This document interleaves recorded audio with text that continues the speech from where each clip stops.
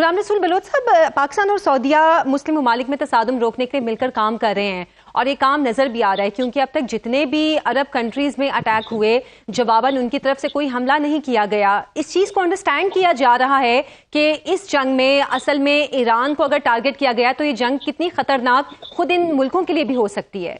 जी बिल्कुल, आप दुरुस्त फरमा रहे हैं कि पाकिस्तान का किरदार बड़ा पॉजिटिव है। इसी तरह से सऊदी अरब और पाकिस्तान मिलके इस चीज को इंश्योर कर रहे हैं कि ये जो इम्पोज की ये war of destruction by Israel, Zionist Israel और उसके जो बैकर्स हैं यूएसए में, जो कि एक बहुत बड़ी मिसकैलकुलेशन के ऊपर डिपेंड करती थी। और मिसकैलकुलेशन ये थी कि उनके जो रहनुमा हैं उनको शहीद कर दिया जाएगा तो वो फिर पूरी जो स्टेट है, वो आशरा है, गवर्नमेंट है, वो टूट फूट हो जाएगी। और फिर हम वही, क्योंकि ये इसका असल में 40 साला मंसूबा है जिसको नेतन्याहू, वो अब पता नहीं इस जहान में है कि नहीं है, लेकिन उसका ये 40 साला मंसूबा है जो ये भी बहुत बड़ा सवाल है गुलाम रसूल साहब, ये भी बहुत बड़ा सवाल है कि जो इसराइल के सदर हैं वो वजीर आजम वो गालिबन हैं या नहीं है। ये एक बहुत बड़ा सवाल इस वक्त सोशल मीडिया पे चल रहा है।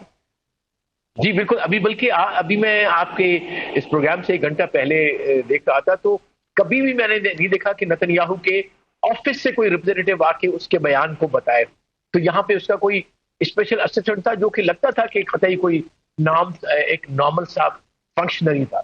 चले उसको छोड़ देते हैं, हम चले जाते हैं इस सवाल की तरफ कि पाकिस्तान, सऊदी अरब, टर्किया और चाइना और रशिया क्या रोल अदा कर सकते हैं। इसमें थोड़ी तस्हीह कर दूं मैं आपकी, इसमें कोई शक नहीं कि चाइना बहुत मुहतात तरीके से काम कर रहा है, लेकिन डेफिनेटली पाकिस्तान और चाइना के दरमियान कोऑर्डिनेशन है, रशिया के दरमियान बातचीत चल रही है।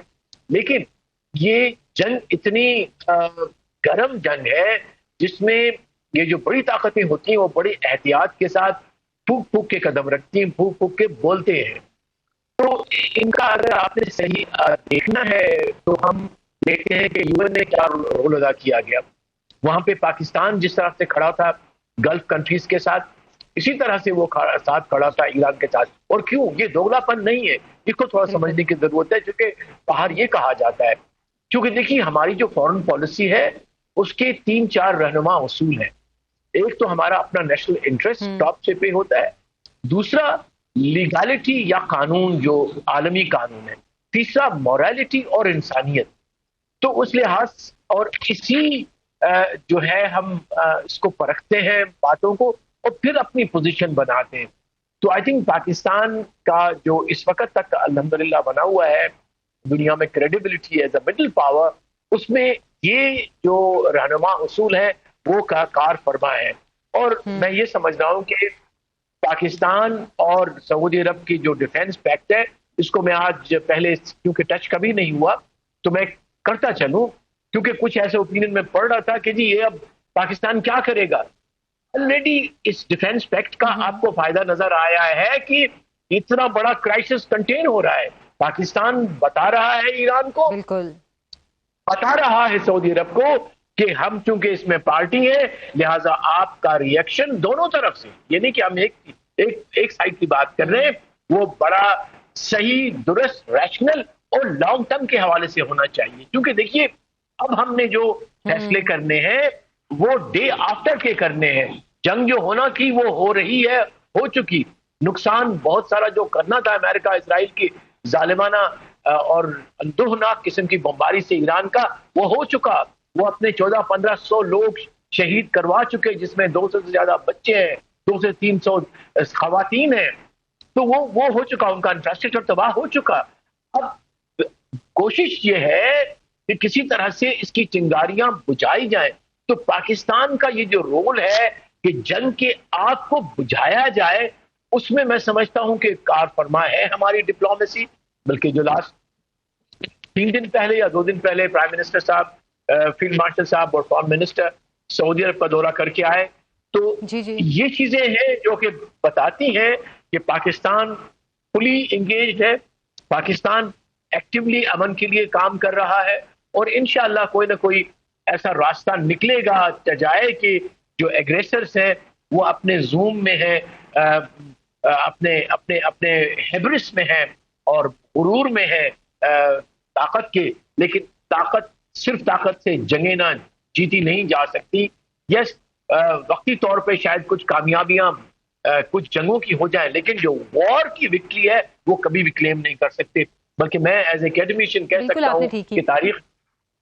जी जी जी, फरमाइए, आप कोई सवाल करना चाह रहे हैं, प्लीज गो अहेड। जी जी जी, गुलाम रसूल साहब, एक चीज जो इस जंग के पैटर्न के हवाले से मैं आपसे ही करना चाह रही थी कि इसराइल ईरान पे भी जंग गजा तर्ज पर ही कर रहा है।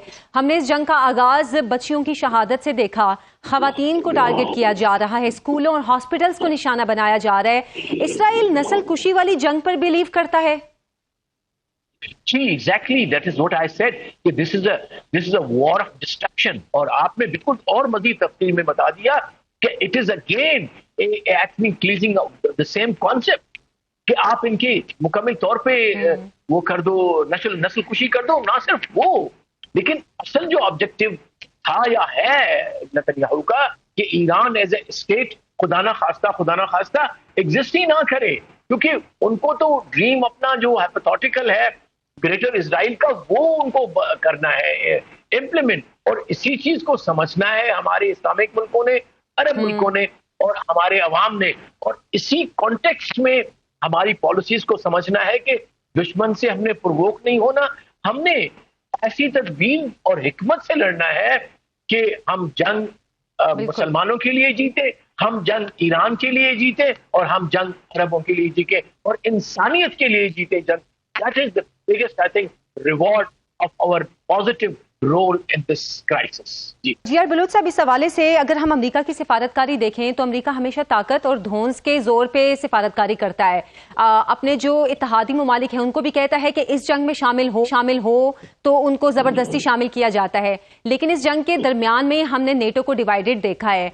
आपके ख्याल में अगर ये जंग इंशाल्लाह जल्दी खत्म होती है तो जो अमेरिका के इत्तेहादी हैं वो अमेरिका से फासला करेंगे, वो तकसीम होंगे? क्योंकि हम अभी ही वो तकसीम तो देख रहे हैं। जी बिल्कुल, देखिए, ट्रंप के आने के बाद अमेरिका का जी जो कंडक्ट है फॉरेन पॉलिसी का, वो उसने अपने रंग में जो कि एक शख्स के ऊपर मदार है, जो वो तो ये यहां तक भी जाता है कि मैं लॉ को भी नहीं मानता, जो मेरा दिल करता है, मोरालिटी है, लॉ है, मैं उसी को मानता हूं। फिर रिपोर्ट ये भी आ रही है प्रेस से कि ये जंग का इवन जो फैसला था वो भी जो क्लोज इसके हैं, एसोसिएट विटकॉफ है, कॉशनर है या नेतन्याहू, उससे किया। लेकिन कोई real assessment of the war हमेशा होता है कि जो इनकी बड़ी बड़ी नेशनल सिक्योरिटी काउंसिल है, जॉइंट चीफ स्टाफ है, उन तमाम को मिला के फिर वो एक जंग का बनाया जाता है मंसूबा। और फिर उससे पहले उसको इनकी कांग्रेस में बताया जाता है कि हम करना चाह रहे हैं, क्योंकि ये कोई छोटा मार्का नहीं है। अच्छा, उन्होंने इस तरह से पेश किया कि it is just an expedition, but you are invading a country of 90 million people, you are invading a country which is the second largest producer of the world gas and fourth और fifth in the oil. और वो एक ऐसी कौम है जो कि रची बसी है एक इनकलाब में, आइडियोलॉजिकली इतनी मजबूत है, हिस्टोरिकली इतनी मजबूत है। अभी आप लोग हिस्ट्री की बात कर रहे थे उनकी, तो इसमें यह है कि ये ताकत और धौंस और ये वाकई कोई शक नहीं कि it's not the correct guide of a greater power to maintain its moral जो लीडरशिप है। क्योंकि देखिए, अमेरिका की जो इससे पहले जो हम देखते थे कि it was an icon of democracy, it was an icon of morality and international law, वो तमाम चीजें दूर रख दी गई हैं, यूएन को कमजोर कर दिया गया है। 22 से या 30 ऐसे मुआहदे जो कि इंटरनेशनल है, उससे अमेरिका दूर हो गया है। अब वो किसी कानून को मानने को तैयार नहीं है। तो मैं समझता हूँ ये जब बातें इस इंतहा तक और इतनी शख्स पे मदार करती हैं, एक पे वो नहीं कर सकती लॉजिकली।